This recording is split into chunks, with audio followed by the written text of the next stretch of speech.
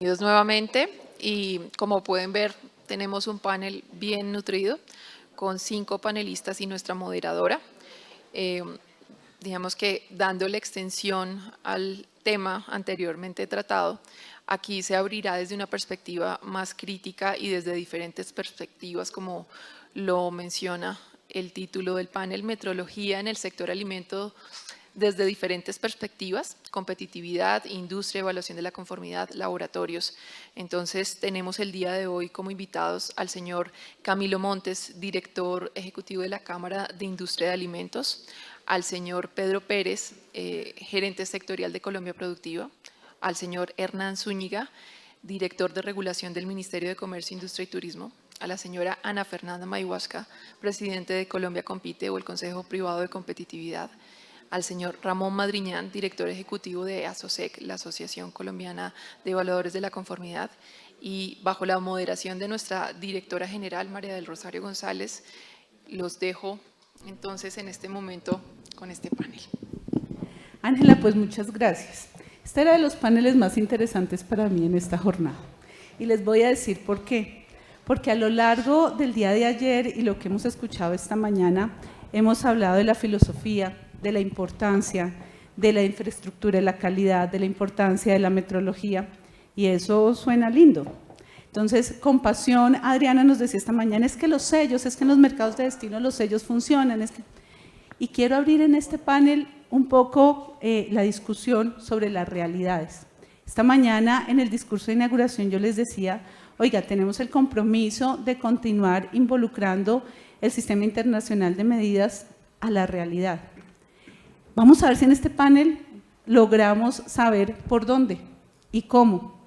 Y también desde ya invito a estos panelistas, y ya les dije a cada uno personalmente, a ser críticos del sistema, a ser críticos del Estado, incluso a ser críticos de nosotros mismos.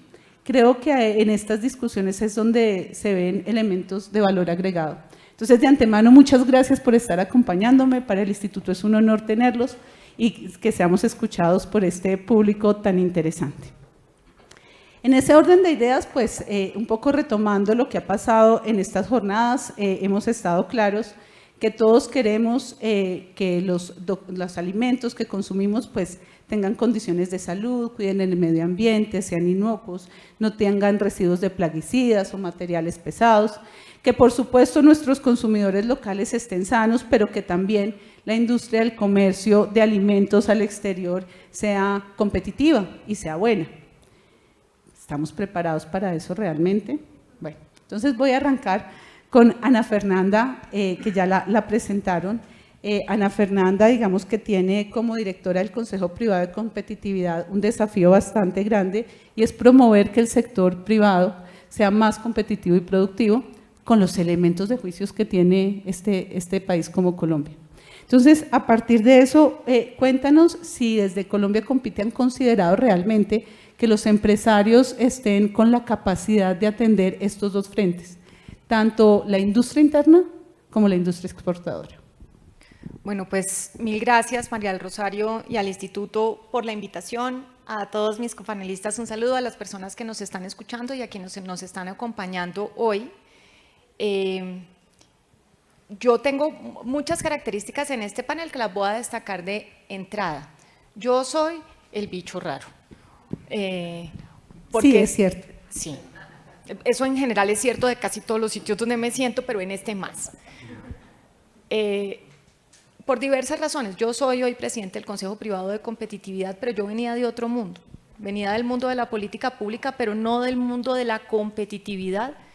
De hecho, para nosotros los economistas la palabra que existe en realidad es la productividad. El tejido de la competitividad es una cosa como posterior y más gaseosa, más difícil de construir conceptualmente.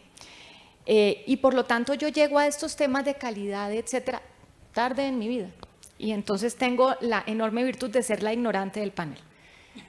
Cosa que a mí me da mucha felicidad, porque muchas veces desde la ignorancia uno puede hacer comentarios más audaces porque a uno no le da pena. A ustedes a todos les tendría que dar pena, pero a mí no.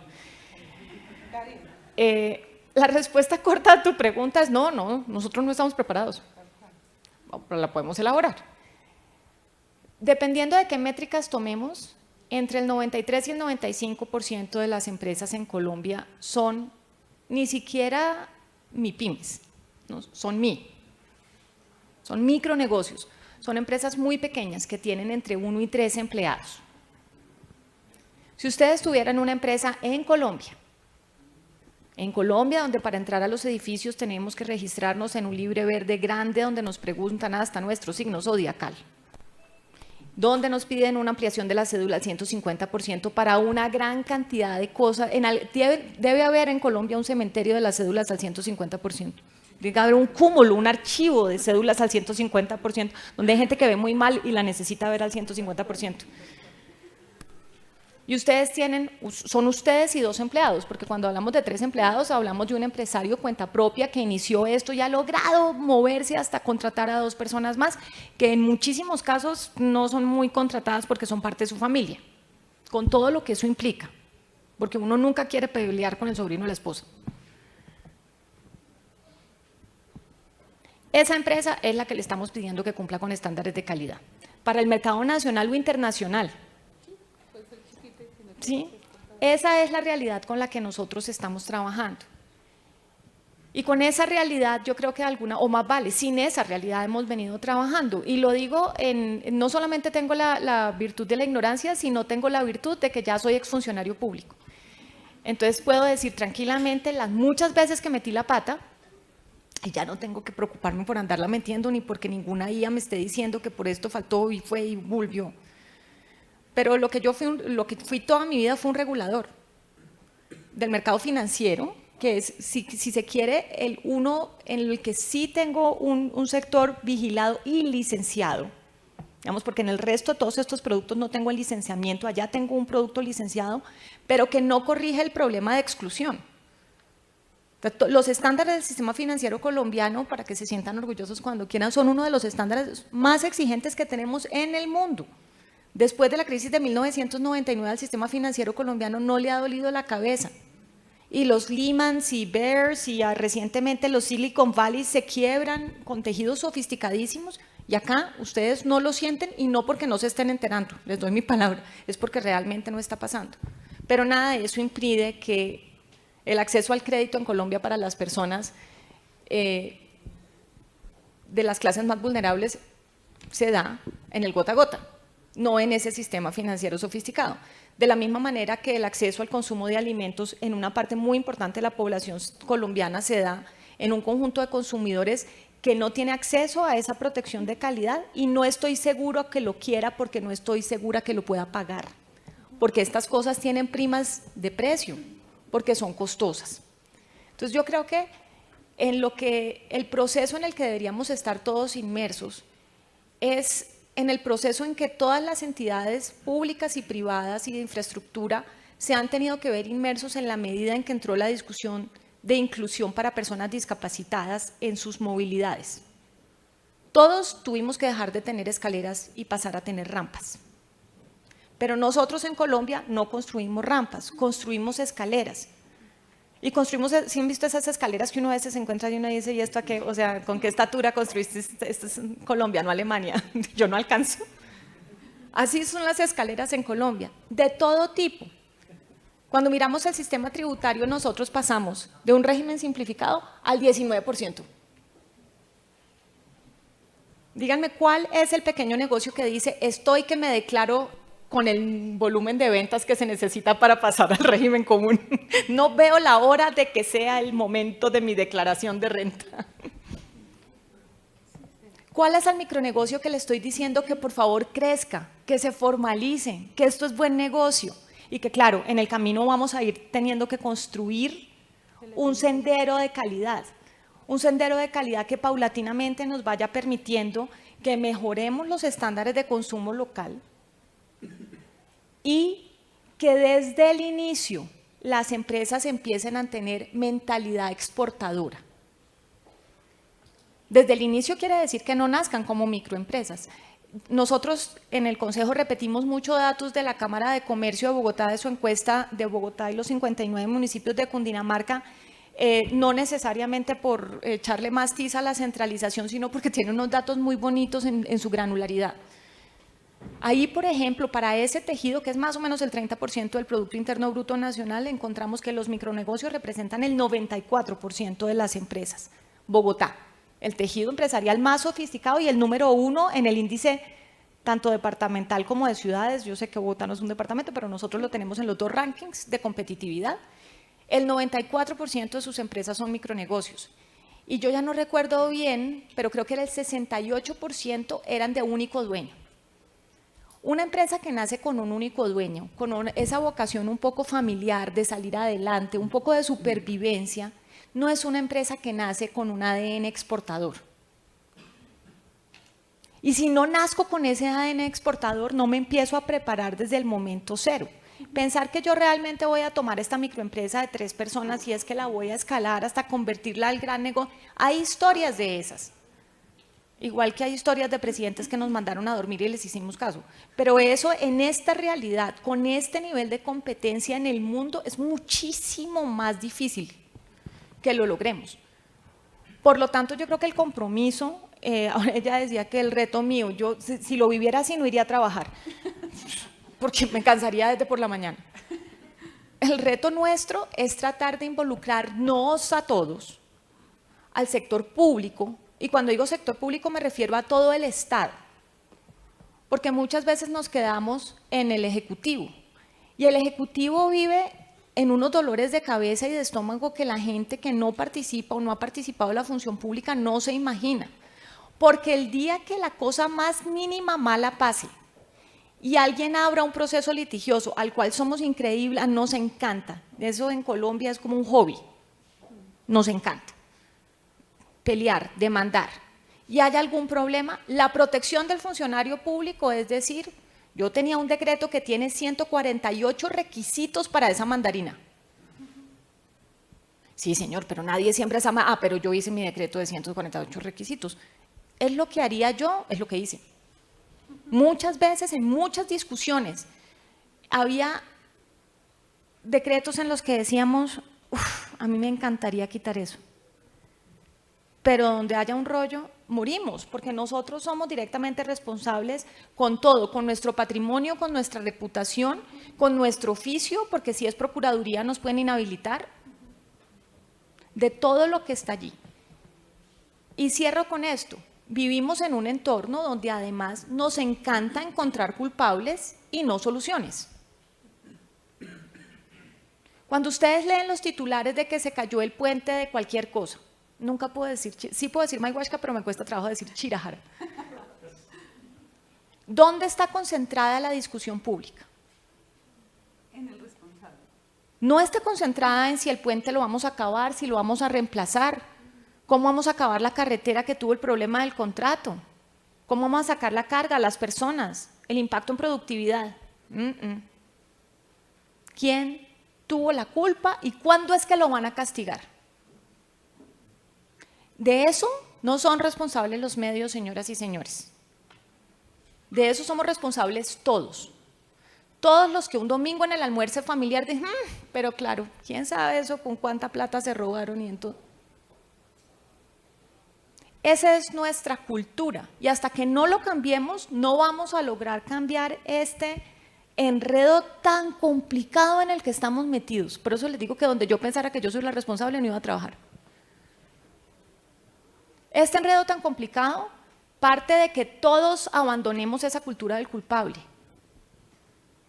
Por eso si hay alguna frase que a mí me mortifica es el momento en el que nos salimos por la tangente y decimos, es que la corrupción.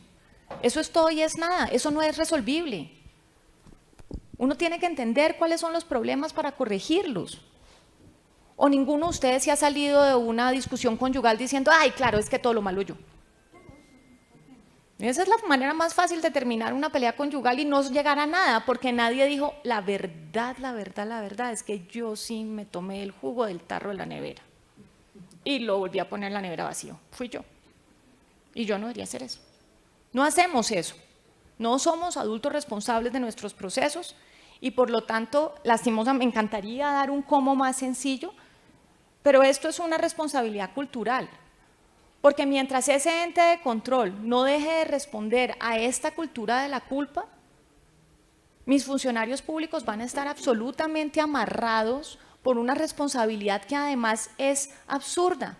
Nadie puede garantizar en la vida que nalga sale, bueno, ellos sí garantizan que el segundo sí, el segundo, el súper. Pero no lo digas así, no lo digas así. Una cosa muy precisa. Pero en términos generales, en todos los demás procesos humanos hay márgenes de error, y márgenes de error que son razonables. Ingreso solidario. En ingreso solidario hubo unas personas que recibieron ingreso solidario que no deberían haberla recibido. Creo que no eran el 1%. Pero nos amarramos tanto que por buscar al culpable de, no sé, ustedes quizás no recuerden, yo lo recuerdo perfectamente, la gente empezó a buscar las cédulas en el sitio web de Planeación Nacional, y entonces el escándalo era que las cédulas no estaban y que aparecía gente que tenía cédula 1, 2, 3, 4, 5, 6, 7, 8, 9, 10 y que nadie se sentó a pensar en los billones de colombianos que al otro día tenían comida, porque Ingreso Solidario se montó así.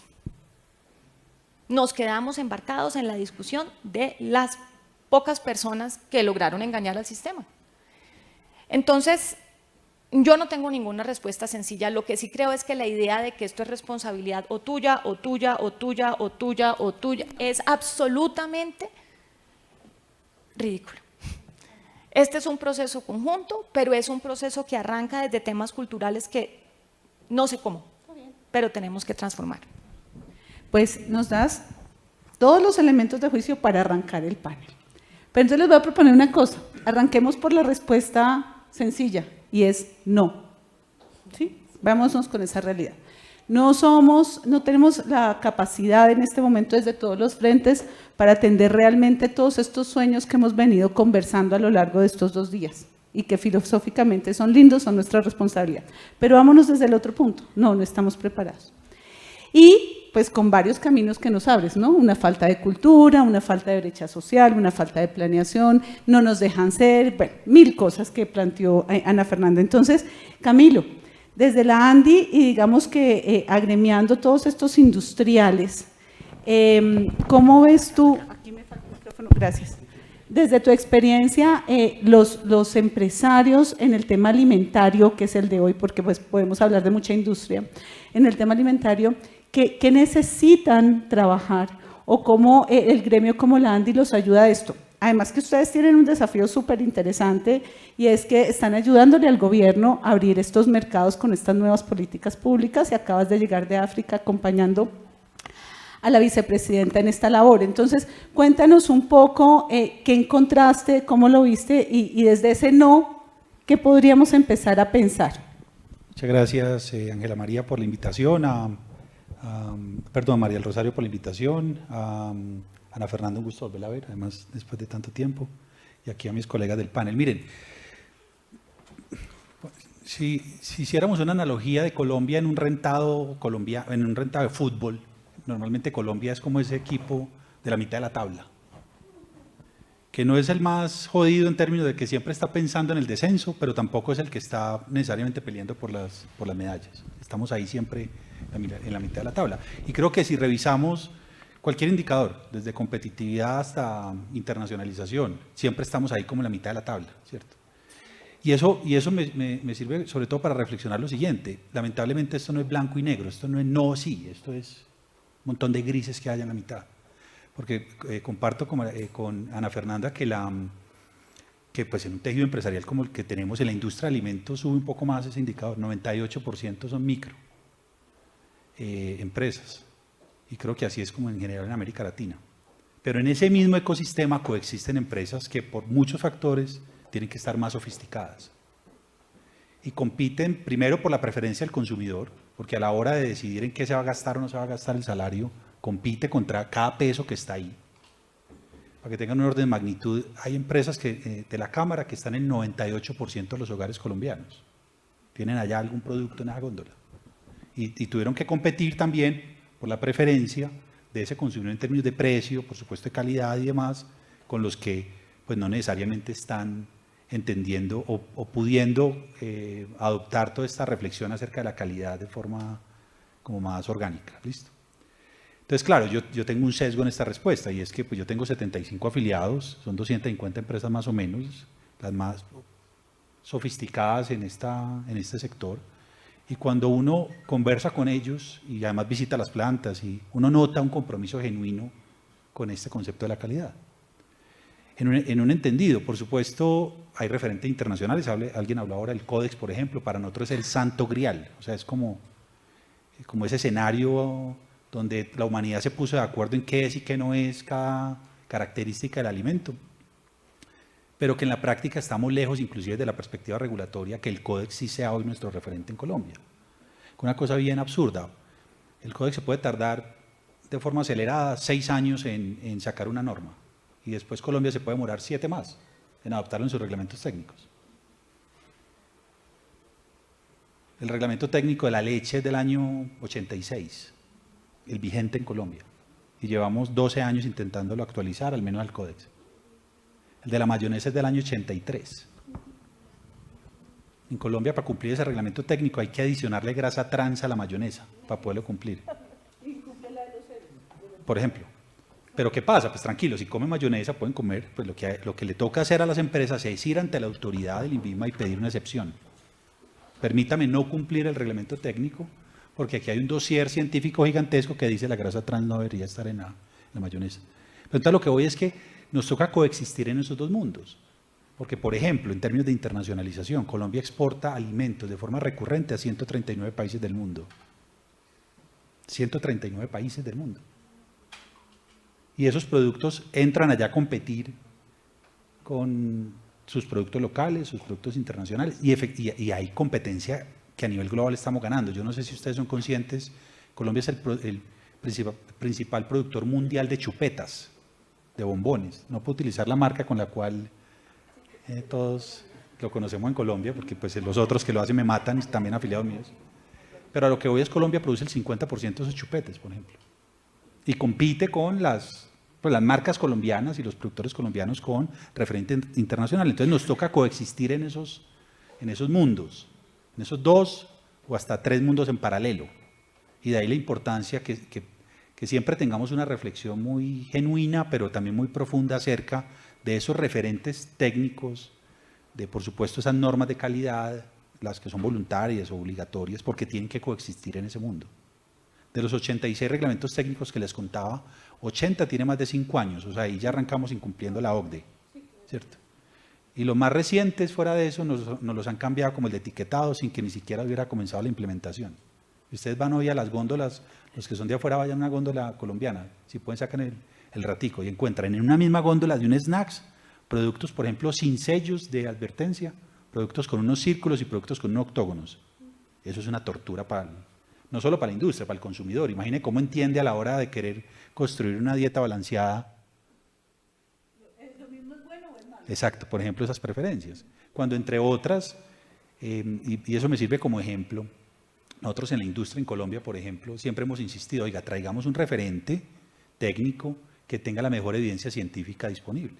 Lo que pasa es que a veces la evidencia científica tarda, pero si una vez conseguida, por ejemplo, en esa discusión en el Códex, además por los arreglos institucionales que tenemos, nos tardamos 7 años en incorporarlo, pues aún peor. Yo lo que creo, insisto, es que esto no es blanco-negro, el vaso es medio lleno, medio vacío. A mí en particular me gusta verlo medio lleno y les voy a poner un par de ejemplos. Primero, creo que hace por ahí unos 20 años y no más, dejó de salir el titular en los periódicos locales que la gente se moría por intoxicación de alimentos. Pregúntele a las abuelas que todavía estén vivas. Y eso era habitual que pasara. Desde mi perspectiva, eso avanzó no solo porque el sistema de calidad fue tomando forma, sino porque todos aquí empezamos a confabular, a entender que en el centro de toda esta conversación tiene que estar el consumidor. Que en últimas, y ahí es donde tenemos un consumidor bien particular, y más ahora pues con el fenómeno de inflación que estamos viendo en alimentos, donde el driver número 1 para decidir qué alimento se compra o no, por supuesto que es precio. Pero cuando él está pagando ese precio, está exigiendo el resto de atributos. Que deja muy poco espacio, por ejemplo, para hacer esas inversiones, y en eso estoy de acuerdo con Ana Fernanda, esto vale. Es que el solo hecho de sacar una evaluación de la conformidad, los últimos reglamentos técnicos traen de forma obligatoria de primera o de tercera parte. Eso vale un billetal.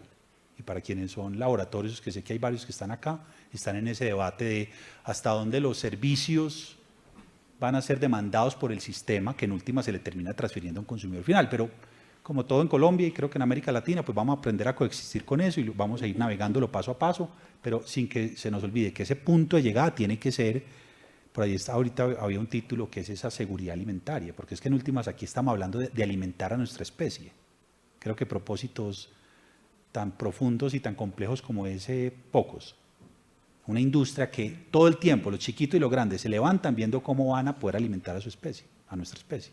Y creo que hay un montón de oportunidades que estoy seguro no solo durante el conversatorio, sino que todos ustedes siempre están preguntando de cómo hacemos para mover la rayita paso a paso, porque yo creo que el gran problema es si echamos para atrás, y el problema es que sí hay riesgos de echar para atrás, porque por esa discusión, por ejemplo, no sé, de la economía popular y ese montón de micronegocios que pues, no cumplen reglamentos, hoy en Colombia se está discutiendo si entonces simplemente por una firma se le quita la obligación de cumplir, no sé, el registro sanitario a esos micronegocios.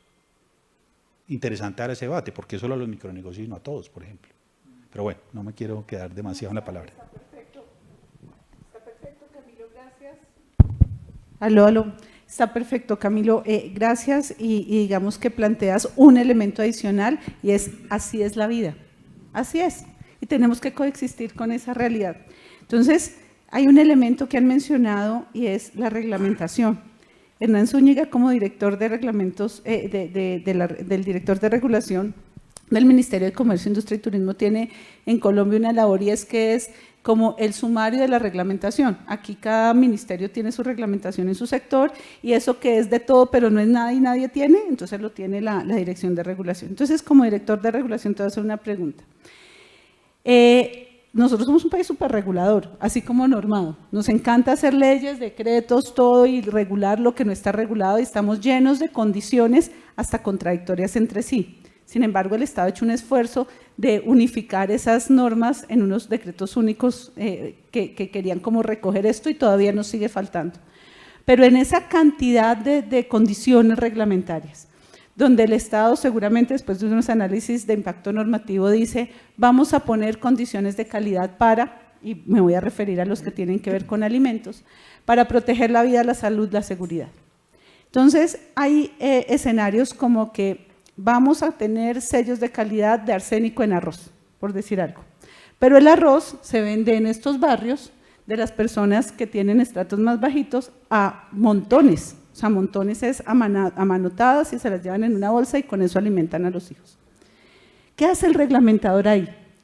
Lo reglamenta sabiendo que de pronto va a ser difícil que un industrial llegue y digamos que un industrial pequeño pueda cumplirlo.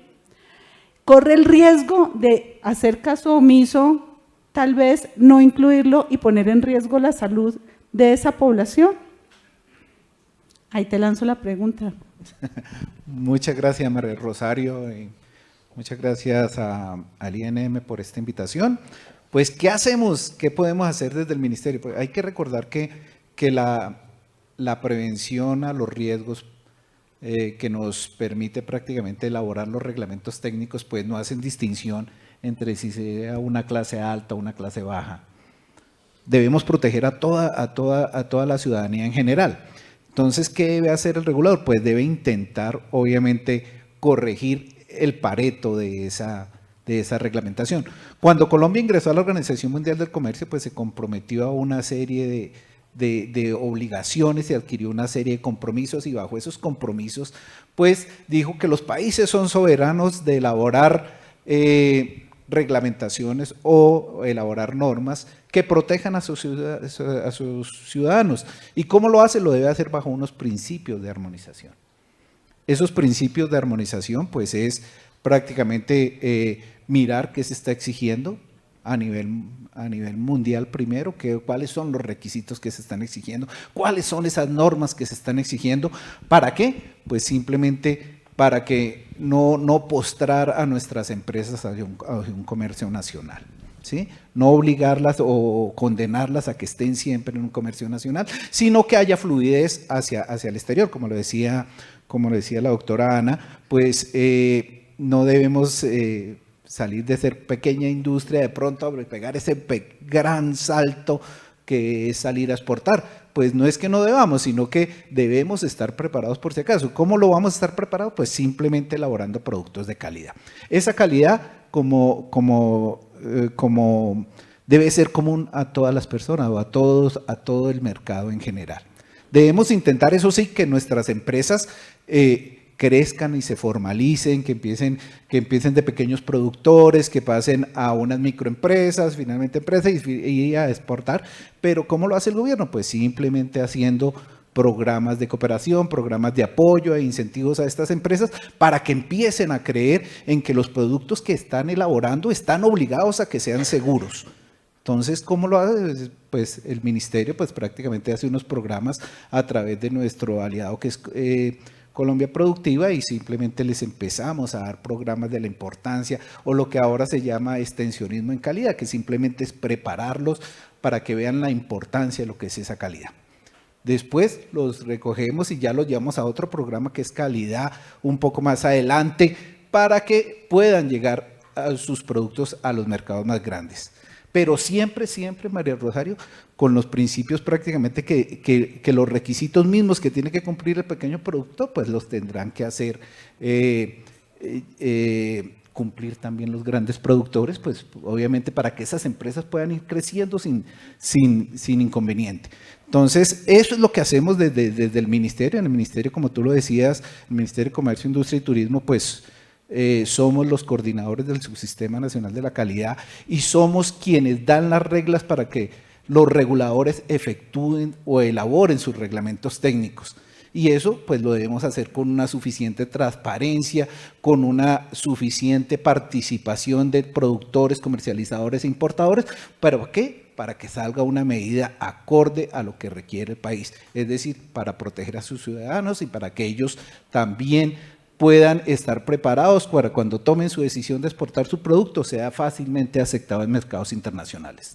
Eso es, María José. Gracias, Hernán. Uno se pone a pensar, la misma condición para todos, ¿acaso no podría ser un elemento perverso para la informalidad?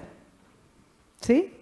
Pero así es, y así tiene que ser. Entonces, dice Hernán, es una herramienta igual para todos, estamos en estadios de evolución distintos, en la capacidad empresarial, pero el Estado colombiano tiene unas herramientas importantes como Colombia Productiva para ayudarle a la gente ¿a qué, Pedro? Cuéntanos Colombia Productiva, ya Olguita nos contó esta mañana qué hacían los productos, pero en este escenario no nos hables de los servicios de Colombia Productiva, sino cuéntanos en este escenario realmente cuáles pueden ser los éxitos de este tipo de alianzas para ayudarle al regulador y a los empresarios. Bien, bueno, pues un saludo pues al panel, gracias por la invitación.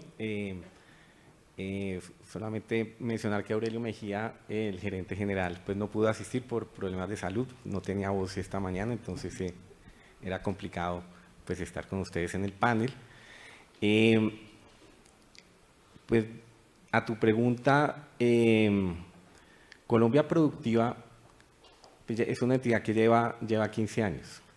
Nació como el programa de transformación productiva, que el doctor Camilo fue nuestro gerente general en un periodo, enfocado a desarrollar planes de negocios de sectores estratégicos y se hicieron planes de negocios y se desarrollaron acciones para cerca de 10, 15 sectores en esos años.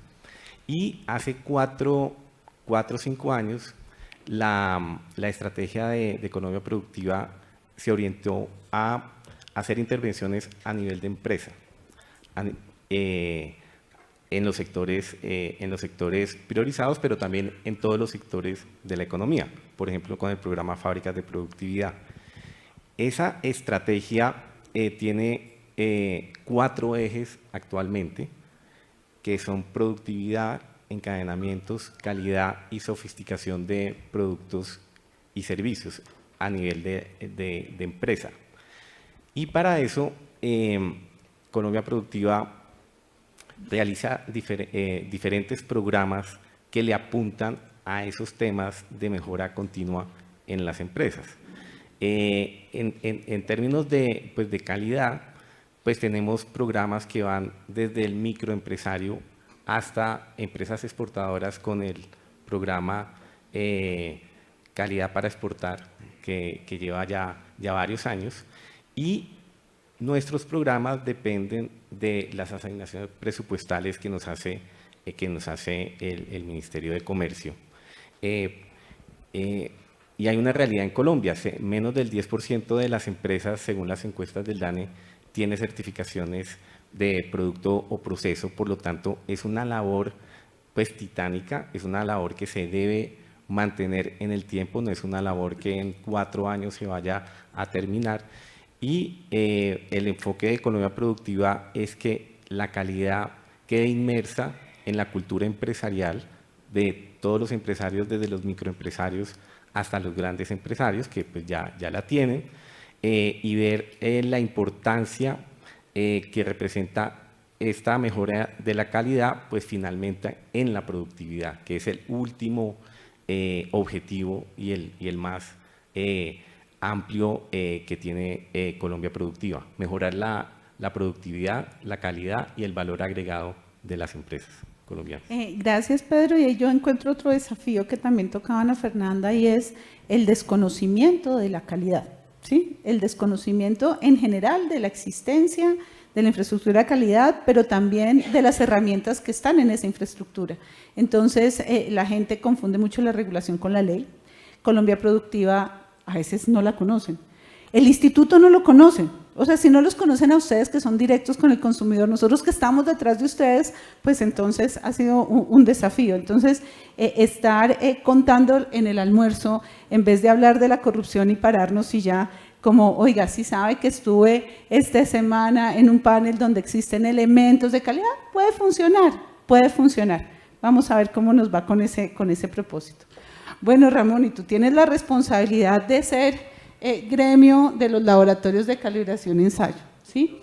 Estás todo el tiempo, Ramón dice, me cobran mucho por la acreditación, la regulación es una locura, es incoherente, ¿qué voy a hacer? La gente de la evaluación de la conformidad se me queja, pero si usted me cobra, yo le tengo que trasladar ese precio a los servicios, pero somos conscientes de la importancia y tú eres, digamos, un padrino clarísimo y un creador de la infraestructura de la calidad, porque pues llevas muchos años en el tema, pero también eres consciente de las brechas sociales, económicas y estructurales, que no solamente en Colombia, sino en América Latina. Aquí tengo los países de América que asentaban con la cabeza diciendo, sí, esto está pasando, esto es una realidad. ¿Cómo enfrenta ese asunto los laboratorios? ¿Aló? Ya. Muchas gracias. Bueno, primero que todo, mis compañeros de panel, la doctora Ana Fernanda, la doctora María Rosario, este panel realmente tiene una calidad humana grandísima. Yo casi que estoy que me bajo de aquí y me paso al público a oírlos de la calidad de gente que tenemos acá. Pero veo el público y veo caras, los que estamos aquí, no sé si sepan, pero tenemos enfrente personas que son expertas en todos estos asuntos. Entonces, no sé qué me tiene más asustado. Pero bueno, vamos a superar ese tema. Quiero darles las gracias al instituto, siempre muy cercano a nosotros, al corazón del sistema en estas fechas que estamos celebrando el Día de la Metrología, que al final del día es otro Banco de la República. Porque si yo no tengo buenas mediciones y los precios, digamos, si los precios suben y las cantidades se mantienen iguales, tengo inflación. Pero si las cantidades bajan y los precios se conservan igual, pues también tengo una especie de inflación. Lo que pasa es que no me doy cuenta. Digamos, es todavía más compleja. Pero digamos, recogiendo un poco lo que tenemos acá, y ya les cuento qué se ve. Y sé que Ana Fernanda dijo que era el bicho raro, pero yo los veo y a todos los veo en la superficie. Todos los veo respirando aire. Yo me siento un poco siempre como submarinista. Yo soy el que ve las cosas por debajo. Yo soy experto en raíces. ¿Sí? Mientras todos ven los árboles y los frutos, a mí me toca ver las raíces, me toca ver el casco del barco por debajo. Yo sé si la política, digamos, energética va a funcionar o no, porque sé si están poniendo medidores inteligentes en las casas o no, porque si no los ponen, pues esa política no va a poder funcionar, porque cómo sé yo que le estoy entregando energía al sistema si no tengo un medidor inteligente que sepa cuándo sale la energía y cuándo entra la energía. Entonces esa es un poco la visión la visión que tengo en esto. Y sí, digamos, estoy de acuerdo con muchos de los temas que se han dicho acá. Colombia siempre, yo pienso en Colombia y tengo el concepto en mi cabeza de 3 esquinas. Aquí siempre nos falta una esquina, ¿sí? Siempre nos falta una esquina. No va, y donde va, siempre le faltó una esquina, ¿sí? O le faltó un pedazo al andén, ¿sí? O hay una cosa que se deterioró, etcétera, etcétera. Pero yo sí quisiera, bueno, yo estoy también de acuerdo que nos toca batirnos en varios mundos, como decía Camilo, pero yo quisiera incluir unos elementos adicionales, y es: ningún país de la región ha hecho el salto en calidad que ha hecho Colombia en los últimos 14 años. Y yo reto a cualquiera que traiga las estadísticas que quiera, pero nadie ha crecido más en temas de calidad que Colombia en los últimos 14 años. Y ahí entra la discusión. Es que dependemos de unas regulaciones que no sirven, dependemos de unos incentivos que son perversos, y dependemos de un montón de cosas, pero la verdad es que nadie ha tenido el crecimiento que ha tenido Colombia en temas de calidad en los últimos 14 años. Nuestro organismo de acreditación tiene 15 años, hoy en día es un organismo que, digamos, habla de tú a tú en la región sin ningún problema. Muchos de sus funcionarios están en los comités técnicos más importantes dentro del organismo de acreditación. El crecimiento del mismo instituto es grande, la gente no sabe el esfuerzo que ha hecho el país para que el instituto crezca. Tenemos el reto de crecerlo, de hacerlo que crezca muchísimo más, y tenemos un organismo de normalización que es la envidia de todo el mundo, tiene 60 años, ¿sí?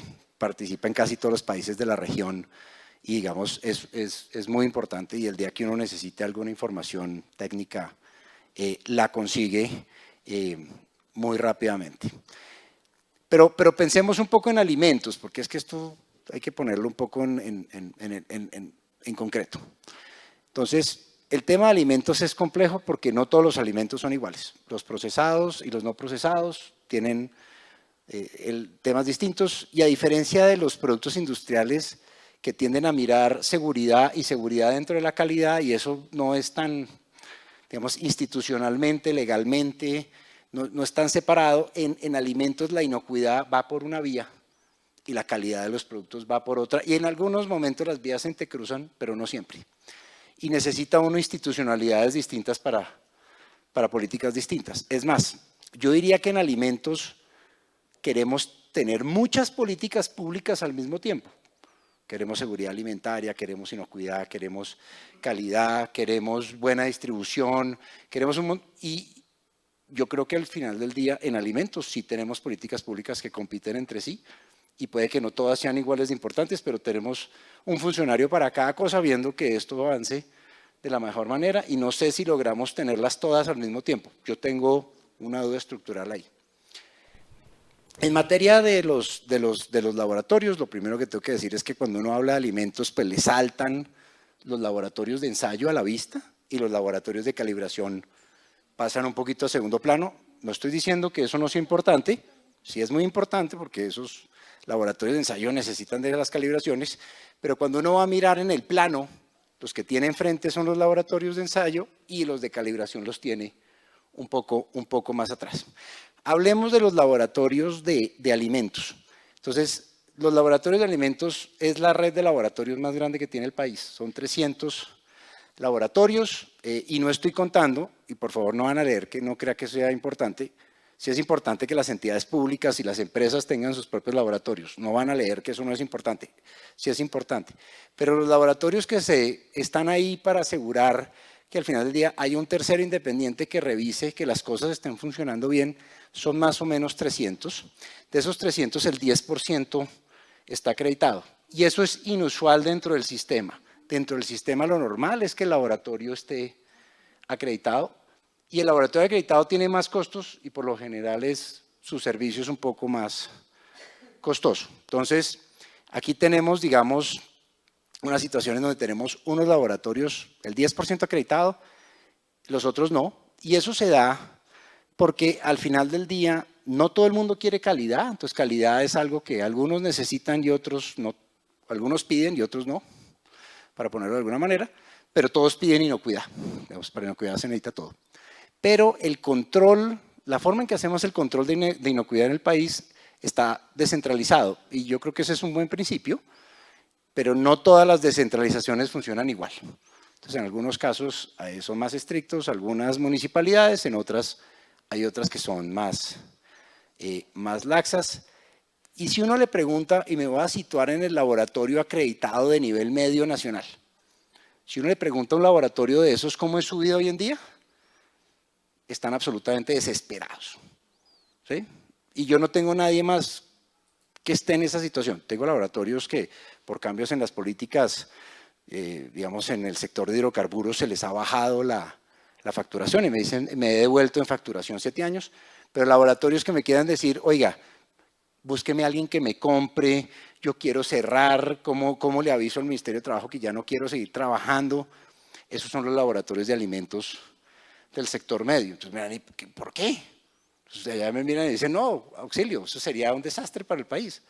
Porque esos laboratorios están enfrentando competencia internacional, de laboratorios internacionales que también están acreditados, y debo decir que además los laboratorios de alimentos en el mundo son de las industrias más grandes de evaluación de la conformidad que existen. O sea, estos laboratorios nacionales están compitiendo realmente contra gigantes internacionales que tienen modelos donde han logrado hacer grandes laboratorios, en donde en un solo edificio trabajan varios laboratorios de alimentos, todos con los mismos sistemas de calidad, todos con las mismas sistemas, todos negociando una energía más barata para todos, etcétera, etcétera, y todos independientes y todos guardan confidencialidad de lo que están haciendo. Es absolutamente increíble. Pero ese grupo de laboratorios está consolidado y va comprando laboratorios por el mundo, por donde va necesitando. Y por el otro lado tienen la competencia de los laboratorios que no están acreditados, que operan en cualquier municipio del país, y cuando van a ofrecer sus servicios por fuera de los municipios que son más exigentes, tampoco les compran sus servicios. Entonces, hoy en día hacer laboratorio de alimentos no es, digamos, una situación que sea sencilla. Entonces aquí viene como la encrucijada, ¿sí? Estoy de acuerdo, tenemos un sistema regulatorio que no piensa en los tamaños, que no piensa en las necesidades, que pudiera ser, no sé, y pongo ideas, no es la única, pudiera ser escalable de alguna manera, pudiera ser progresivo, pudiera tener otras características de las que nosotros tenemos, pero tenemos reguladores que por un lado tienen que responderles a entidades internacionales que dictan la política sobre el tema. Hernán nos dijo, es que yo tengo que cumplirle a la OMC, sí, pero si yo voy a salud le dice que tiene que cumplirle a la OPS y a la OMS, y si voy a ambiente le tiene que cumplir a Naciones Unidas, sí, el programa, y si voy a otro lado tiene que cumplirle a otro. Pero yo dejaría tal vez una pregunta, y es, pensemos en exportaciones, porque si yo tengo algunos que van jalando, ¿sí?, el sistema, y las exportaciones pues un sistema para jalarlo, y yo no tengo que cambiar toda la estructura regulatoria colombiana para exportar necesariamente. Sí tengo que ver es que no sea contradictoria, pero supongamos que no es contradictoria. ¿Por qué países como Ecuador sí logran exportar la cantidad de alimentos que logran exportar por cabeza y nosotros no somos capaces? ¿Sí? Debe haber algo que hacen los ecuatorianos bien, hay algo cultural, hay algo económico, ¿sí? Porque allá sí no le tienen miedo al Global Gap, y allá sí no le tienen miedo al FSC, allá no le tienen miedo, pero allá sí exportan los camarones, salen montones de cosas, y yo veo que exportan leche y un montón de productos agrícolas, pero aquí por alguna razón no lo logramos, pero yo ahí voy. Sí, cada vez que pregunto ponen más problemas y más problemas y más problemas, en eso consiste. Mire, Adriana nos decía, y coincido con Ramón, tenemos una infraestructura de la calidad madura, ese ejemplo, han venido a que nosotros les enseñemos, está bien, y Adriana nos decía, eso hace parte de que estemos sentados en las mesas de discusión de cooperación internacional, que estemos con los que saben, y que vayan representantes a escuchar cómo se está moviendo, qué está pasando, eso hace parte de la competencia, maravilloso. Llega Adriana de Bélgica, de aprender un montón de cosas maravillosas, se sientan, las discuten, y por más de que las queramos bajar, pues llegan hasta un punto, Entonces, ese punto del que nos llega la importancia, la gestión de lo que tenemos que hacer, es donde yo creo, Ana Fernanda, que empieza el cortocircuito. Y Colombia Compite acaba de lanzar el Índice Nacional de Competitividad. Y en el informe que lo estuvimos revisando, se establecen 4 habilitantes: capital humano, eficiencia de los mercados, condiciones habilitantes y ecosistemas innovadores, ¿sí? Como los puntos del análisis que hace el índice de competitividad departamental. ¿Dónde está el dolor? Que de todos esos habilitantes, ¿cuál es el quiebre que genera lo que más sufre, digamos, el consumidor final y sobre todo en las regiones? Bueno, ese es un juicio de valor. Eso no es un dato. ¿Sí? Nosotros construimos, junto con la Universidad del Rosario, construimos un índice departamental de competitividad, construimos un índice de competitividad de ciudades. Normalizamos, rankeamos calificamos del 1 al 10, organizamos los departamentos y las ciudades, y obviamente lo primero que nos preguntan es quién quedó de primero y quién quedó de último, y sobre todo quién bajó. Quién bajó es un morbo que yo digo, que fueran reinas de belleza. Bueno, ¿quién subió? Pero ¿quién bajó? ¿Quién bajó? Y obviamente los departamentos empiezan, entonces el que subió, mejor dicho, va a sacar 18 titulares, el que bajó nos va a llamar 18 veces a decirnos que lo hicimos mal, y está bien. Nosotros decimos que parte de ese morbo alimenta mucho el interés que genera el índice, y el interés va a ser que escarbemos. ¿Escarbemos en dónde? Son 108 indicadores. Y los 108 indicadores, dijéramos que están marcados por la palabra favorita nuestra en ese tema, que son las brechas, las diferencias que se van a encontrar.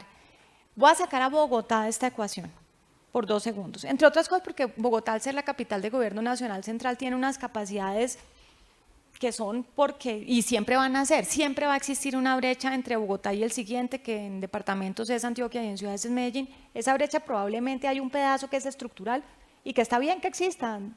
Yo creería que existen sí. Pero cuando ya vamos bajando nos vamos encontrando, más allá del problema de ranking, es que nosotros debemos tener, yo creo que unos 10 departamentos que sacan menos de 5 sobre 10. Y escojan, porque los pilares en los que sacan menos de 5 sobre 10 no son los mismos. Yo aquí tengo la lista de los pilares en los que tenemos peores brechas. En adopción de tecnologías de la información, por ejemplo, es uno de los pilares en que tenemos una brecha más grande.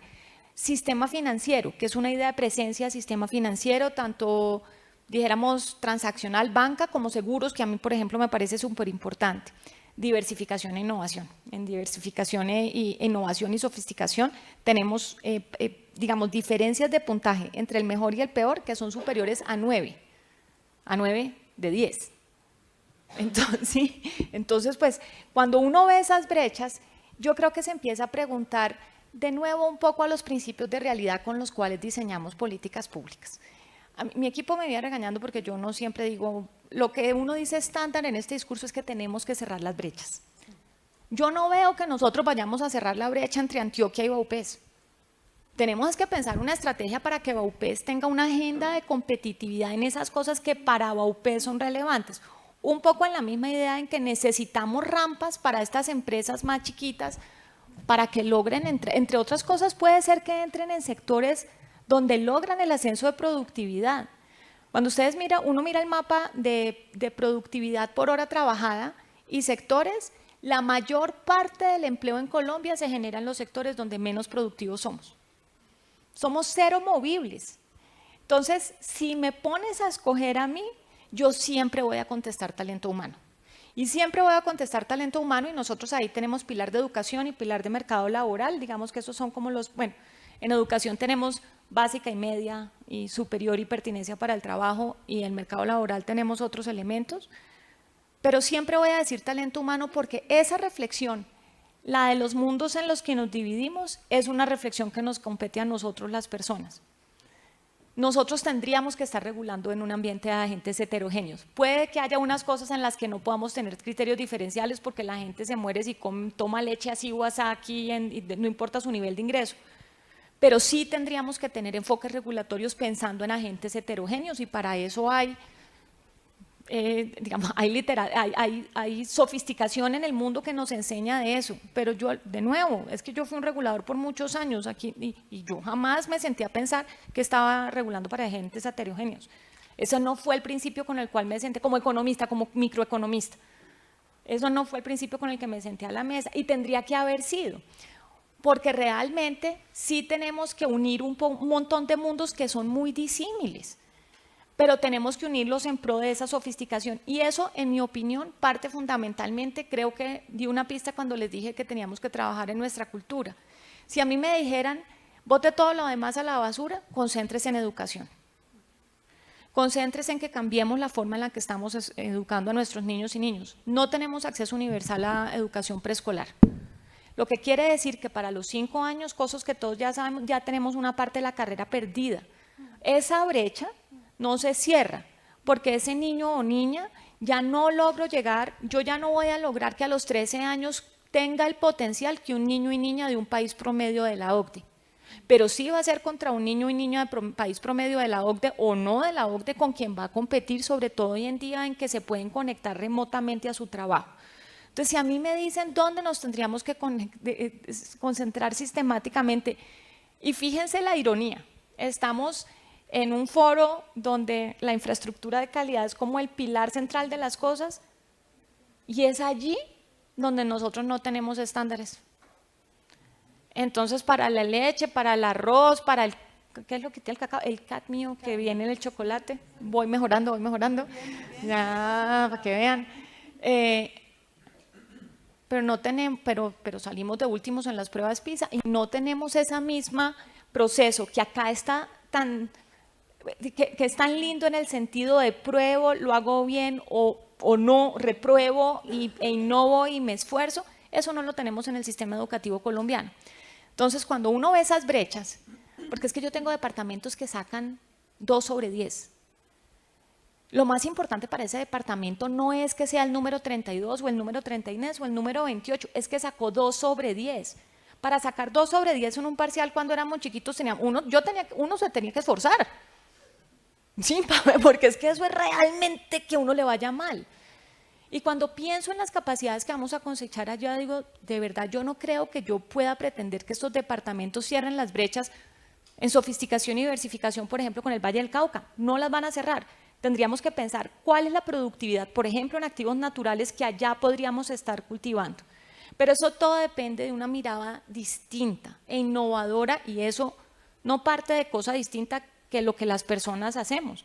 Esos sistemas de los que están con toda la razón hoy muy orgullosos en la región, porque Colombia participa, esos sistemas están tejidos de talento humano, de conocimiento, de entrenamiento, pero nos falta lograr que en el sistema educativo ese conocimiento sea menos excluyente. Es que este auditorio es una porción chiquititica de la población.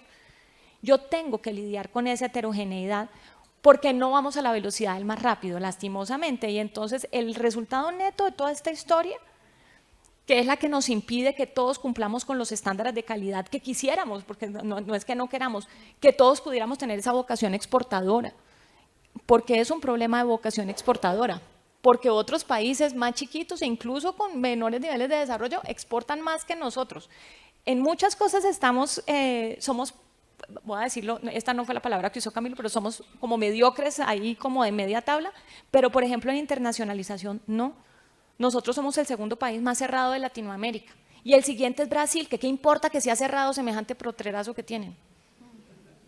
Entonces, fíjense que anoche hablábamos de eso. Con semejante tamaño, pues que tengan exportaciones más importaciones sobre PIB más chiquitas que nosotras, con ese tamaño de mercado la discusión es de otra índole. Nosotros sí necesitamos de esa vocación, entre otras cosas porque necesitamos de toda la polinización cruzada de calidad, sofisticación y de talento que eso conlleva. Entonces yo, de todos los pilares que examino, de hecho les damos premios a las regiones para que les guste mirar el índice, no solamente por el ranking, y nos inventamos un premio que se llama el Apuesta para el Futuro. Y ese premio se lo damos a departamentos que muchas veces ni siquiera logran subir, están en el puesto 28 y no logran subir en el ranking. Pero redujeron la deserción escolar en 30%. Ese departamento se merece un premio porque ese departamento está cambiando determinantes profundos de cómo es que vamos a vivir en este mundo de agentes heterogéneos hacia adelante y lograr que esa productividad se eleve. Hoy en día nosotros tenemos un cuarto de la productividad laboral de un país promedio del 27%, 25% si nos comparamos con Estados Unidos. Somos más o menos, producimos más o menos por hora entre 14 y 15 dólares. Chile produce más de 30, el promedio latinoamericano es 19. Es a la velocidad de esa heterogeneidad que vamos, no de nuestras empresas más sofisticadas, que lo son mucho, es decir, no. Entonces yo siempre regreso a talento humano porque no veo otra apuesta más rentable, lastimosamente ese sí, no en el corto plazo, para todo, para la calidad, para la exportación, para nuestros laboratorios, para lograr recoger ese tejido en el que Colombia Productiva hace un esfuerzo enorme. No va a ser capaz de llegar a todas. No puede. Gracias. Camilo, una pregunta difícil. O sea que no vaya a ver el guión, porque ahí no está la respuesta. Sí, hace rato lo dejamos de ver todos, yo creo. La industria tiene el desafío de apalancar los encadenamientos productivos, sin duda. Además, los encadenamientos productivos hacen parte de una arista de la política de reindustrialización, que esta mañana no hicimos referencia. ¿Cómo está el ítem del capital humano allí? ¿Qué piensan los industriales de eso? ¿Es importante, no es importante? ¿Desde qué óptica? Cuéntanos un poco. Bueno, a ver, lo primero es que no nos olvide que tenemos una misión todos aquí, es que allá en un par de años vamos a ser 9.000 millones de habitantes en este planeta Tierra. Eso es el salto en número de gente más alto que ha tenido la humanidad en todo su desarrollo, en número de personas, ¿cierto? Y con todo este reto de acceder a cantidad y calidad de alimentos en dietas balanceadas, pues la conversación se vuelve multidimensional, porque Colombia en particular, que tiene 40 millones de hectáreas disponibles para producir alimentos y solo utiliza en promedio 8, es llamado a que efectivamente seamos más relevantes a la hora de alimentar al mundo, pero eso implica alimentar bien a los colombianos también. Es que 50 y pico millones de personas termina siendo un mercado no grandote como el de Brasil o como el de México o como el de Etiopía. 120 millones de personas viven en Etiopía, es una locura. Pero tampoco es chiquito como, y lo digo con cariño, Ecuador o Chile, cuya pues incentivo a que tienen que sacar lo que producen es mucho mayor, ¿cierto? Entonces, con esa realidad hay varios asuntos que quería tocar. Uno, el tema de encadenamientos. Es que esas 30 millones de hectáreas las podemos desarrollar si efectivamente pensamos en que para poner esos alimentos en la mesa del mundo tiene que haber todo un proceso muy fino de encadenamiento productivo. Que a diferencia de lo que históricamente hemos hecho, y es que se parte de la oferta, y es entonces esta tierra para qué sirve y qué soy capaz de hacer y tal, tiene que partir de la demanda. ¿Cómo va a pensar el consumidor por allá cuando seamos 9.000 millones de habitantes? Con seguridad que va a ser muy diferente a como hoy pensamos. Y ahí emerge todo lo que Adri hablaba ahora de sostenibilidad, por ejemplo, y lo que el panel anterior hablaba, que si se traduce en sellos o no, tal, lo que sea, pero estoy seguro que cuando seamos 9.000 millones de habitantes, cada recurso que empleemos va a ser relevante. Entonces eso implica que partiendo de esa demanda, la futura, pero la actual, 54% de los hogares en Colombia se encuentran en inseguridad alimentaria. Es decir, que en el momento en que se aplica la encuesta, que se aplicó hace muchos años, 2015, no accedemos a la cantidad y calidad de nutrientes requeridos para... No tenemos la certeza que al siguiente día que se aplicó la encuesta, accedemos a la cantidad y calidad de nutrientes requeridos. Entonces ahí hay una súper oportunidad que vía encadenamiento podamos surfear en la ola. Pero esa educación, ese conocimiento, ahorita voy a ir allá, hoy está mediado por una cosa maravillosa que es las tecnologías convergentes. Lo que hoy está pasando en términos de disrupción tecnológica en toda la cadena de valor, y arranco desde el consumidor que cada vez tiene más interés en acceder a información y hasta atrás en la cadena, desde qué momento cosechar, cuándo cultivar, cuáles son las características de la tierra y toda la cadena, en términos tecnológicos es brutal, pero brutal. O sea, parte pues, de mi investigación doctoral, por ejemplo, está relacionada con eso, en entender en términos de papers, patentes y startups qué está pasando, y es una cosa, pero que a mí en particular me llena de entusiasmo, porque todos esos desafíos de los que hemos estado hablando, si logramos en América Latina y en particular en Colombia cabalgar en esa ola, vamos a ser capaces de hacer un shortcut, como hace 20 años de pronto lo hizo por allá Bangalore en la India, bueno, y otros casos, como lo hizo Corea, por ejemplo, en su momento, usted que estuvo por allá hace poquito, con todo el tema del desarrollo pues, de los chivols y demás, pero ahí hay una ventanita que tenemos que ser capaces de aprovechar. ¿Cómo la vamos a aprovechar? Tiene que ser obligatoriamente, no solo el encadenamiento desde la perspectiva de cómo voy a alimentar mañana y hoy, por lo tanto, qué alimentos voy a cultivar, qué capacidad del suelo tengo que desarrollar, cómo sofistico las capacidades de producción en todas esas industrias que compran esas materias primas para volver los alimentos listos para consumo humano, cómo los procesos de inspección y vigilancia hoy también utilizan todas estas tecnologías, sino cómo hacemos que la gente sea capaz de dominar esas tecnologías. Y es donde también veo una dosis de optimismo, y es, con esa gran brecha de conocimiento o generacional, por ejemplo, que también hay, ponga un joven latinoamericano al frente de la tecnología, y no importa su nivel de ingreso socioeconómico, el man se las oye ahí.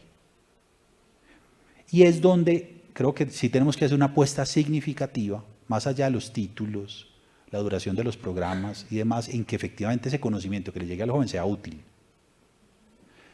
Y ahí nos podríamos quedar hablando horas. Creo que la formación técnica y tecnológica, como la conocemos en América Latina, tiene que cambiar profundamente, tiene que estar más orientada hacia el mundo del trabajo y menos con los derroteros académicos tradicionales.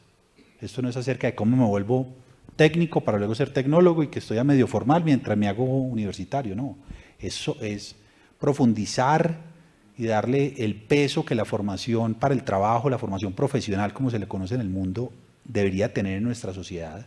Y ahí es donde la industria, y en general en la ANDI, pero en particular en la Cámara, estamos reflexionando sobre el tema. Les voy a poner un ejemplo. Hace 5 meses constituimos una Cámara en la ANDI de universidades para poder tener esta conversación. Claro, en principio desde el sector privado, están allí son las universidades privadas, porque pues hoy tienen unos desafíos muy particulares, pero eso nos permite tener conversaciones muy precisas acerca de la pertinencia. La pertinencia no es solo que en el momento en que voy a salir a contratar a una persona, si cumple o no con el perfil que tengo para mi trabajo, pues porque entre otras todo ese trabajo está cambiando, sino que está muy relacionado sobre todo con cómo la educación le ofrece un proyecto de vida al individuo, que sobre todo los jóvenes hoy están buscando un propósito, y creo yo que ahí en la alimentación se pueden sincronizar varios astros. Adoptar la tecnología, y eso va a implicar un esfuerzo monumental, que todos nos tenemos que poner de acuerdo en que esa sea una prioridad, efectivamente adoptar esas tecnologías en América Latina, que también una ventaja es que cada vez son más baratas. Entonces el reto, que es que el costo era lo que siempre nos alejaba como países emergentes, el cambio ahí es radical. Pero segundo, tiene que estar muy atado, insisto, a un propósito. ¿Cuál es esa narrativa que le vamos a llegar al joven o a la joven que está en cualquier región de Colombia o de América Latina para que efectivamente decida hacer de su proyecto de vida, adoptar esas tecnologías para solucionar problemas que tiene la sociedad? Y solo finalizo con una cosita que se me quedó del panel anterior, pues como la respuesta anterior. Yo creo que un reto que tenemos es que lo regulatorio debe tener como unas capas. Y creo yo que, por ejemplo, en reglamentos técnicos, y lo digo con cariño, cuando abrimos la discusión se nos va demasiado la mano a subir a un nivel donde ya no son los mínimos, sino como los máximos. Y lo digo con cariño a los reguladores. O sea, como que quieren poner un estándar en el que adoptes, ¿cómo es? Públicase y cúmplase. Entonces, cuando ya esas dos palabras aparecen, públicase y cúmplase, como que ya todo el mundo lo adoptó, no. Y ahí es donde a veces le cierra espacio, por ejemplo, a temas como calidad o como inclusive la innovación, porque se terminan definiendo unos estándares en un nivel donde, pues, luego con cariño, terminan las autoridades yendo a cazar al zoológico. O sea, terminan yendo a ver si esos estándares los están cumpliendo, pues, los mismos de siempre. Y ahí es donde creo yo, y conectado con la pregunta que me hacías, que el capital humano, el talento humano ahí tenemos un reto monumental, pero también una oportunidad. Sí somos capaces de cambiar esos paradigmas de cómo estamos formando a nuestra gente, inclusive cómo nos estamos formando nosotros.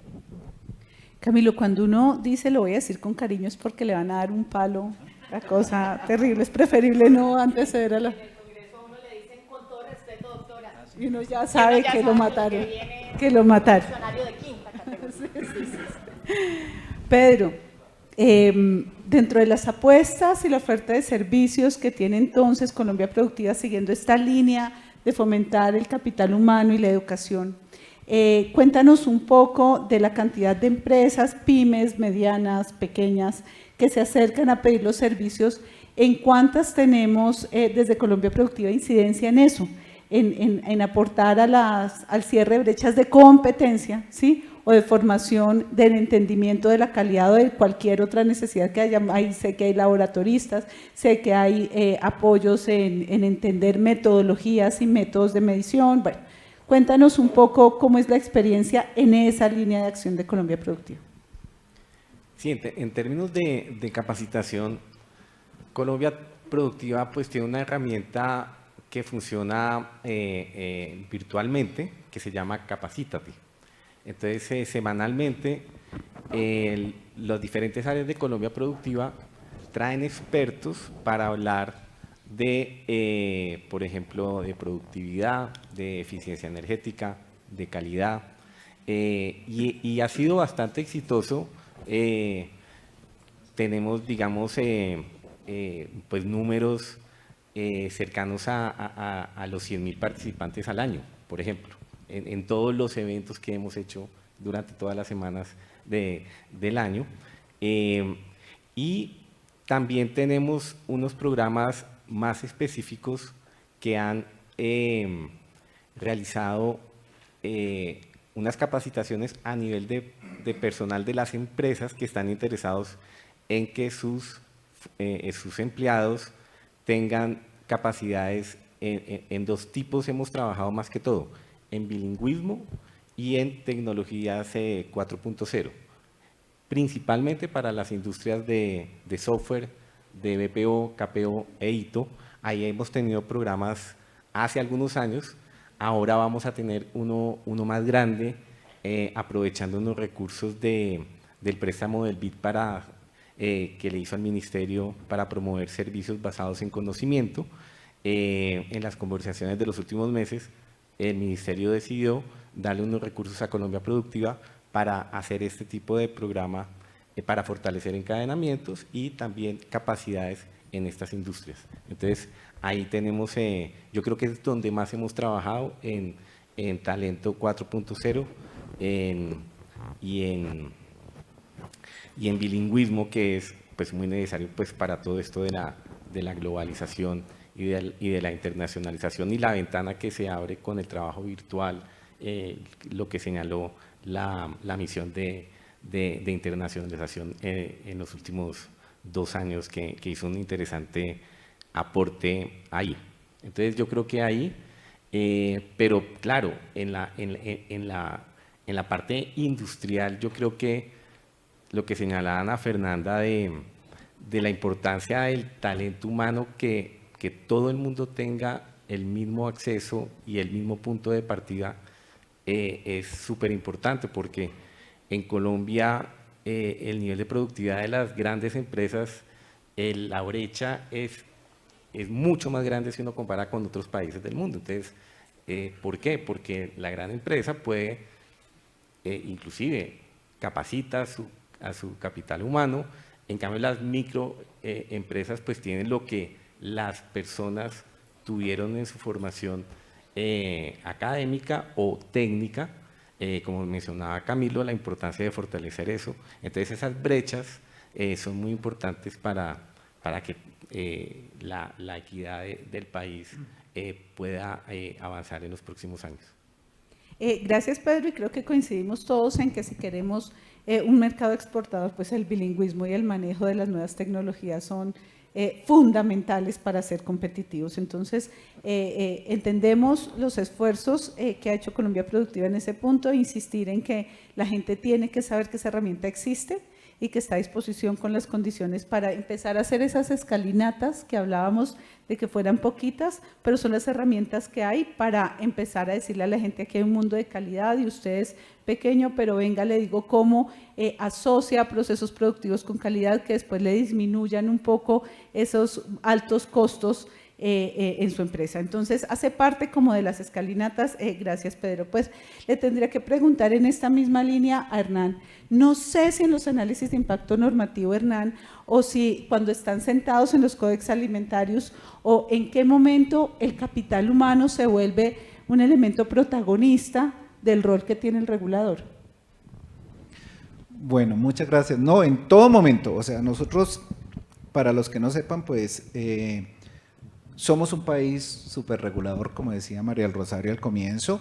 En vista de eso, pues Colombia empezó a buscar la alternativa para buscar que esas regulaciones no fueran ni más ni menos, sino que simplemente fueran las que Colombia necesita. Y en ese momento, pues se trajo el análisis de impacto normativo, que no es más que simplemente detectar un problema, buscar diferentes alternativas de solución y después por análisis microeconómicos o macroeconómicos o costo-beneficio, cualquiera de las alternativas, pues elige la alternativa que mejor dé una relación costo-beneficio. No sé en qué momento pasó esa herramienta, que era una herramienta para poder tomar una decisión de política, pasó a ser simplemente una herramienta para justificar una decisión ya tomada, que es lo que están haciendo los reguladores en este momento. Entonces, ¿qué podemos hacer ahí? Pues simplemente es cada uno aportar desde nuestras partes. El regulador a aplicar bien su herramienta de análisis de impacto normativo, obviamente el sector empresarial ayudarnos con lo que carece en Colombia carecemos es de información. Las empresas, la mayoría de empresas, gremios, no nos suministran la información fácilmente.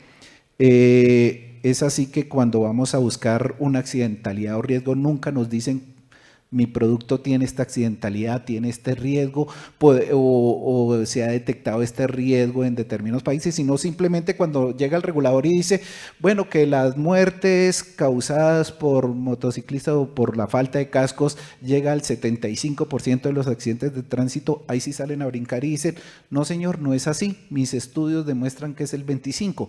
Entonces, ¿por qué no nos muestran sus estudios para empezar a hacer una medida mucho más justa y mucho más ágil? De igual forma, pues también los consumidores o los consumidores o nosotros, todos nosotros como consumidores, pues también podemos aportar a todas esas medidas, pues participando en todos esos procesos de elaboración y de producción normativa y exigiendo a las autoridades, obviamente, que emitan esas medidas regulatorias con una experiencia real y vivida en Colombia, ¿sí? De igual forma, pues todos como consumidores debemos empezar a cambiar ese chip para privilegiar, debemos privilegiar no solo el precio, o sea, nuestro decisorio de compra no puede seguir siendo el precio, simplemente tenemos que cambiar ese chip a que el decisorio de compra de nosotros sea la calidad más no el precio.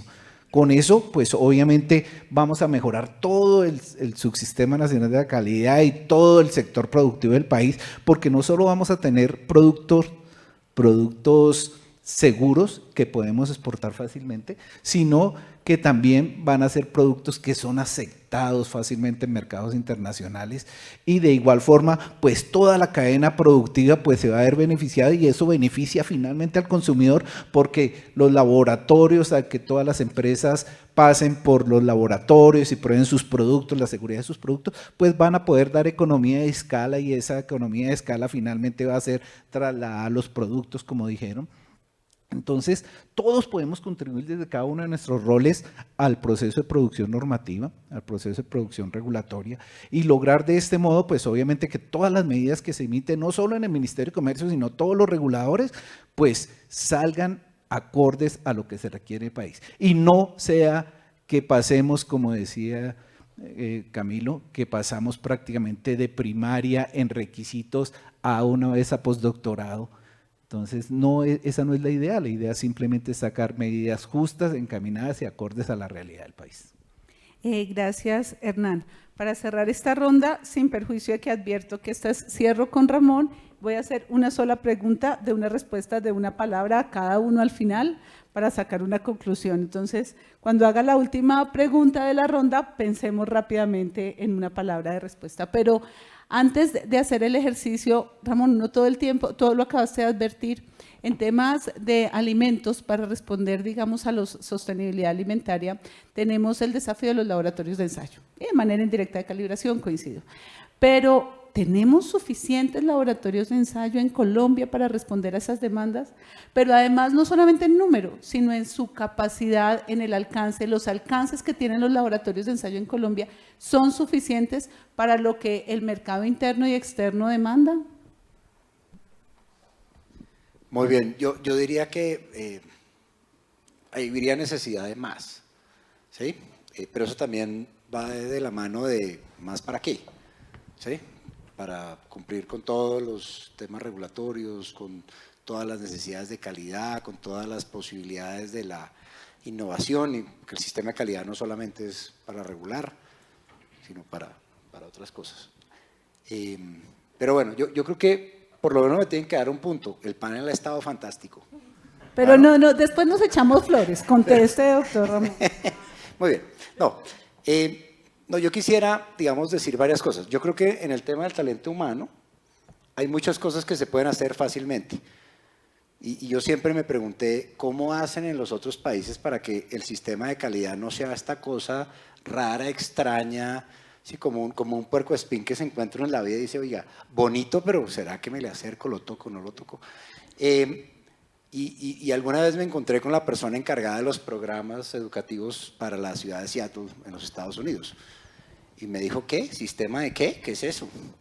No, es que allá desde chiquitos no multiplican 3 por 3, ni suman 2 más 2. Allá suman 2 kilómetros más 200 metros. Allá multiplican, ¿sí?, 3 libras por, no sé, otra medida de masa correspondiente. Allá las operaciones no son 3 por 3, que es parte de nuestra idealidad sobre todos los temas. Allá todo es concreto. Allá todo es concreto. Aquí uno se encuentra el sistema de calidad en la física de noveno y décimo grado y en la química de noveno y décimo grado. Es ahí donde se viene uno a encontrar los temas. Entonces hay cosas muy sencillas que puede hacer uno desde muy temprano. Que sí creo que es muy importante es los laboratorios se están enfrentando, y eso se veía ayer aquí, pareció muy buena la presentación, el tema de los retos de digitalización. Entonces, ese es un tema que tenemos que abrazar y tenemos que abrazar muy rápidamente. Yo creo que entiendo que Colombia Productiva está ya a punto de lanzar una mesa para los evaluadores de la conformidad. Yo creo que ese es uno de los temas que habría que mirar. Y yo sí creo, y tal vez hay muchos más temas por decir, pero yo sí creo que Colombia está en mora de tener una política estatal en el tema de alimentos. Yo creo que nosotros sí necesitamos repensar todo el sistema alimentario colombiano. Y creo que hay buenas bases en este plan de desarrollo que acaba de pasar en este tema, porque, digamos, solucionar esos temas hay que empezar por el territorio, por la persona, hay que hacer miles de cosas, pero yo sí creo que sí estamos en mora de repensar cuál es el modelo alimentario que vamos a tener hacia adelante, si es escalable, si no es escalable, ¿sí? qué tipo de evaluaciones vamos a hacer, qué tipo de competencias necesitamos, etcétera, etcétera, entre otras porque buena parte de la población que no está enganchada del resto del país es población rural. Yo creo que ese es un tema que hay que atacar. Y bueno, también en ese tema pudiéramos aprender un poco más también de la formalidad, informalidad, ¿sí?, o subnormalidad, o como le quieran poner en los mercados. Yo sí tengo una visión ahí un poco distinta. Yo sí creo que los mercados informales no son un mercado distinto al mercado formal. Para mí todo es el mismo mercado y hace parte de un mismo sistema. Y donde más dinero hay para hacer es donde están las fronteras entre lo formal y lo informal, pero es la forma en que yo veo un poco el mundo. Yo no veo que yo vaya caminando y aquí es formal y después se pasa a informal.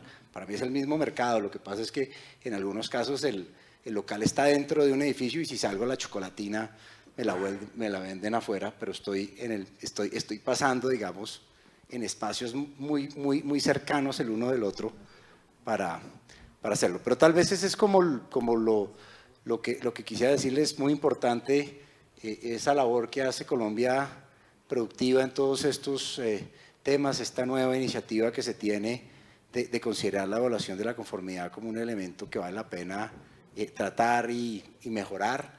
Nosotros también tenemos informalidades dentro de los sistemas de calidad del país. Mucha gente va con masitas en un maletín de pueblo en pueblo, haciendo las calibraciones.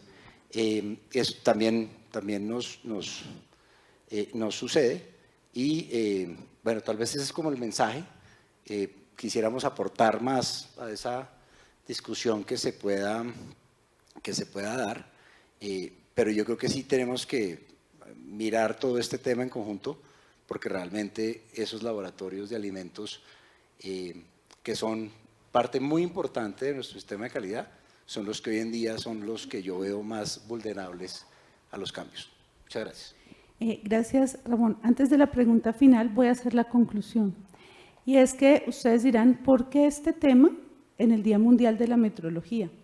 Y es porque nosotros, Institutos Nacionales de Metrología de la región, estamos expectantes de todo esto que pasa para ver la oportunidad metrológica y para prepararnos y responder a la industria, al Estado, al consumidor, a los elementos de competitividad. Entonces, no estamos hablando de una magnitud, que eso lo vamos a hablar, todo lo técnico lo vamos a ver en la tarde, sino este es el escenario real en el que queríamos proponerles, oiga, institutos, ¿qué vamos a hacer para prepararnos para esto? Porque lo hemos hablado durante estos días.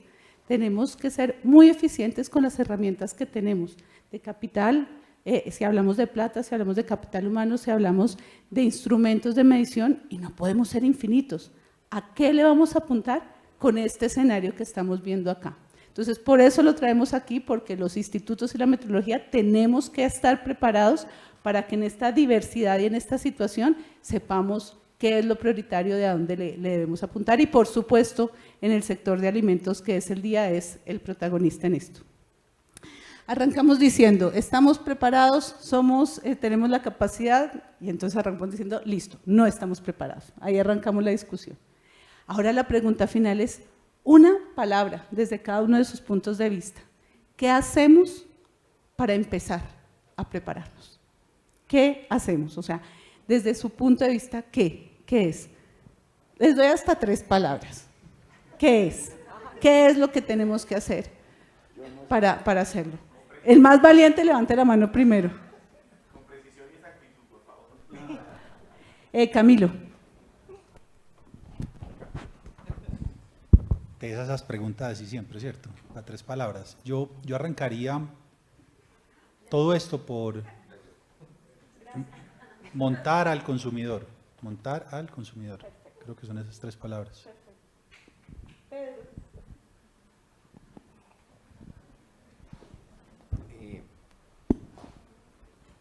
Digamos, consumidor, empresarios y institucionalidad.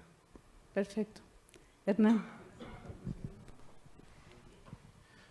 Pues finalmente todo lo que hacemos nosotros es en 3 palabras, doctor. Ahí está pintado el regulador siempre le pasa lo mismo.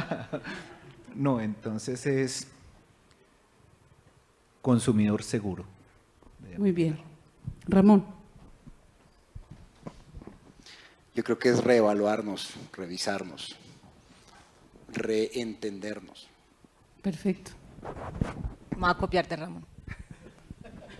No, bueno, ya admitió que hace copia. Está bien. Está bien. Al final… Reevaluarnos. Está bien. Al final es, y es el mensaje que hemos tenido esos días, si tenemos el compromiso desde la institucionalidad, y ayer lo veíamos en Transformación Digital, y si permiten mi participación en la respuesta a mi propia pregunta, será compromiso, comunicación y armonización. Creo que si no tenemos una comunicación asertiva, cualquier cosa que hablemos es imposible. Comunicación, asertividad, y la otra ya se me olvidó, pero la idea es armonizarnos. Muchas gracias a ustedes y a los panelistas. Muy amables.